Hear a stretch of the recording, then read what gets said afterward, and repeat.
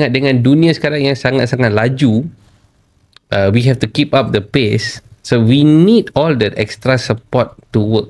And our makanan bukannya sehebat mana. Kebanyakan makanan kita somehow akan ada juga banyak elemen proses. Betul. Ada banyak additive and everything. Because the way the food works, dia akan ada juga letak benda-benda macam.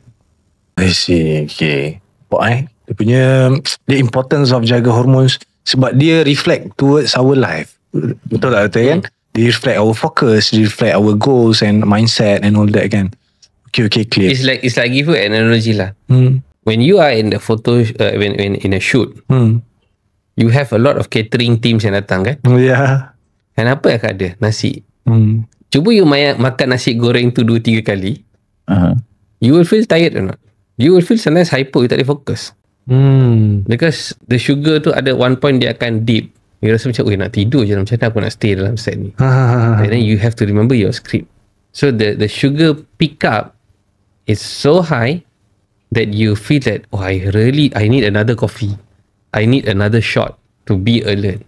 Sometimes your shoots don't end like on daytime. You can go on across the night because you want to finish one scene you want to cut. Today have to finish. So it will put pressure on you lah, because even masa tidur pun ada hormon yang keluar macam melatonin.